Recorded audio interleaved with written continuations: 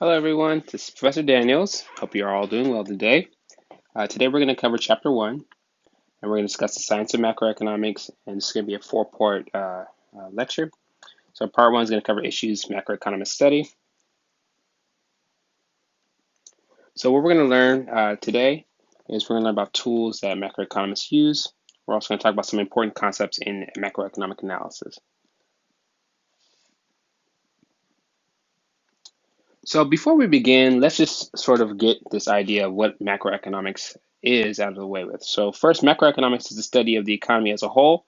And as a macroeconomist, we will, and I consider you all to be macroeconomists for the entirety of this course, we will study issues like unemployment, GDP and GDP growth. We'll also talk about things like inflation. So quite a few things that we can talk about in macroeconomics. So this is just a small list of a few things that we will discuss.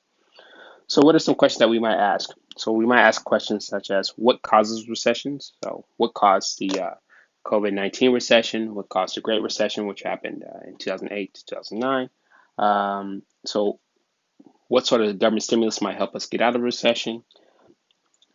So we also might talk about how problems like what occurred in the housing market in the 2000s can lead to a recession like what we experienced the Great Recession. Um, We can also discuss things like budget deficits. So the U.S. has typically been running a government budget deficit for quite a long time now, and so we can discuss, what does it mean to have a government budget deficit, and to keep it simple. So when we have a budget deficit, this simply means that we're spending more than what we're taking in revenue. So our costs are exceeding our revenue. Our spending is exceeding our revenue. So thus we're running deficits. Um, So now we're also going to discuss how does this affect workers, consumers, businesses, taxpayers, so on and so forth. So we also could discuss the cost of living. So we know that prices of goods and services typically rise over time. We can discuss why does that rise over time and what effects that has on individuals. We also might discuss issues like why are some countries low income? What sort of policies help a low income country grow out of poverty or help a well developed country continue to grow? So there's quite a few different things we can talk about in terms of growth. So we can also discuss trade deficits. So trade deficits are very simple to understand. We import more than what we export. So when we're importing more than we're exporting, then we're running a trade deficit. And we can say, how does that affect a country's well-being? How does it affect workers? So on and so forth. So many things that we can discuss. So then let's go ahead and start with our first figure here. So this first figure is going to be a graphical representation of GDP per person. And so what we're seeing here is on the vertical axis, this is going to be in basically 2012 dollars. So what we're seeing here is these gray bars here. It's a little gray bar over here. This is a recessionary period. This is the most recent recessionary period that we have. This is due to COVID-19. We have another recessionary period right here. This is due to the financial crisis. So one thing that happened during the financial crisis was a crash of the housing market.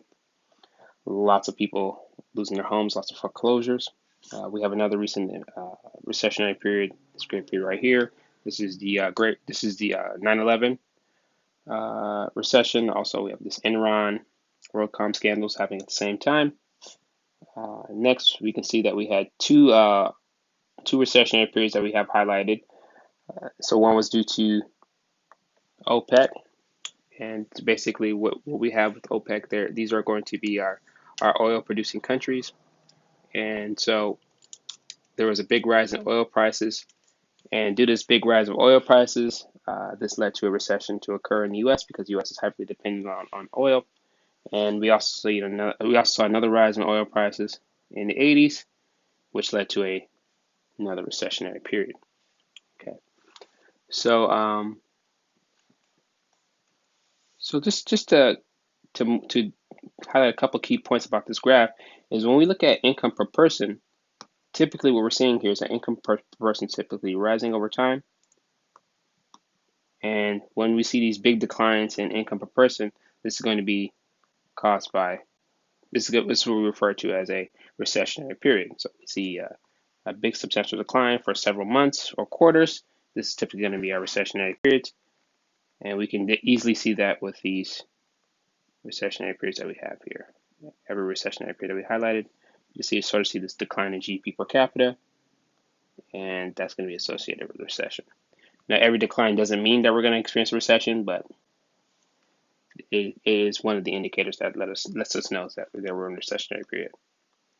Now, there's also other things that we should look at. Clearly, we can look at the inflation rates as macroeconomists. So on the vertical axis, we have percent.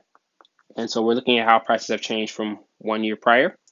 And so as you can see here, typically prices are relatively low and stable in the U.S., meaning that prices don't grow too rapidly in the U.S., at least over the last 20 years to 30 years. And prices have not grown in excess of 5%. So at least by this indicator, which is used looking at the consumer price index, price has been consistently below 5% and in the neighborhood around 2.5% price growth during this time period. We have seen periods of high inflation, and this was more in the 70s and the 80s. We're seeing periods of excessively high inflation compared to what we see today. One testament to modern monetary policy is that we seem to have a very good control over prices, as well as trying to fill the maximal sustainable employment mandate that we have here, which means trying to ensure that as many people as possible can be working. Another important topic that we typically look at in macroeconomics is the unemployment rate. And when we talk about the unemployment rate, we're really talking about those who have been looking for work over the past month or so, and comparing that to those who are looking for work plus those who are actually working. So typically how we're going to measure unemployment rate, it's going to be based on the following concept. So how many folks who are looking for work, those who are unemployed, over those who are looking for work plus those who are employed. And this is a percentage, so we're going to multiply this whole thing by 100%. Okay, so this is going to be unemployment rate. Now, on the vertical axis that we have here in this figure, we have percent. Okay. Horizontal axis, we obviously have time as before. So one thing that we should note is during periods of recession, we're typically going to see a big increase in the unemployment rate.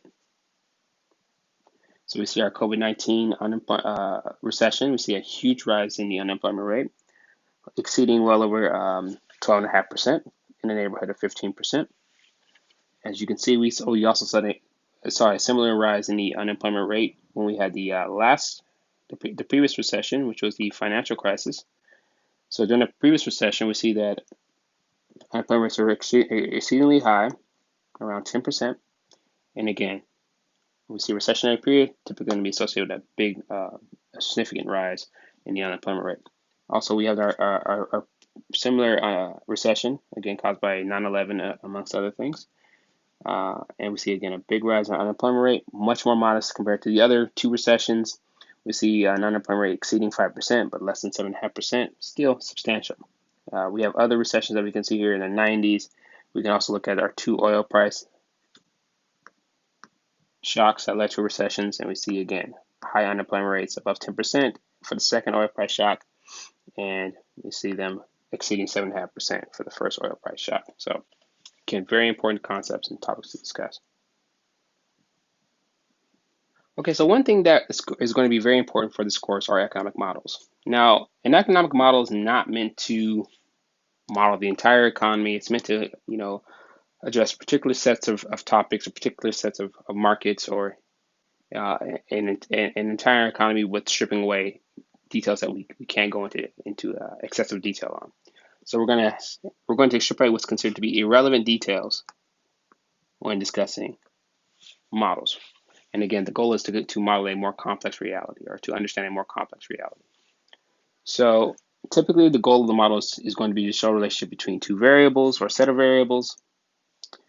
It's going to be to explain the economy's behavior, or it's going to be to devise policies to improve, the economic performance. So a simple example of us stripping away irrelevant details could be, suppose that we wanted to model a car. So we want to discuss what is a car, what does it look like, what features does it have, so on and so forth. So I'm going to go ahead and draw a very rudimentary drawing of a car. And yes, I know it's not going to be nice, so I'm sorry. So get this picture up. I have a car here. very rudimentary. As I said, got some windows, maybe a steering wheel, so on and so forth. Have some doors, so on and so forth, right? So let's put some streak marks saying it's going fast, right? So what we have here is we're talking about a car. It's very, very modern version of a car that I have here. So what we're going to say is, okay, we have windows, we have doors, it has wheels, and if we want to add a little extra detail to it, maybe it runs on some sort of gasoline, right? So very basic understanding of what a car is, right? Of course, we're missing a lot of other things. Talk about the combustion, the exhaust, how does the engine work, batteries, so on and so forth, right? But if we were just to give a very stripped down version of what a car is, this covers many of the things that we would at least highlight about a car. And so this is exactly what we're going to do with our models. We're going to talk about a more complex reality in a simplified form, right? To try to understand how policies will affect the particular economy or particular issue that we're looking at, or to just have a better understanding of how that particular market functions. Again, there's going to be a lot of interesting things that we're going to work on. This course is going to be a lot of interesting topics that we're going to be able to model and explain with the idea of a very simplified model. Now, in the next chapters, we're going to review the basics of supply and demand. We're going to kind of run through the law of demand and other basic topics that you guys have learned in your introductory courses. But we'll get to that very soon. So hopefully you enjoyed this lecture, and I look forward to seeing you all in the next lecture.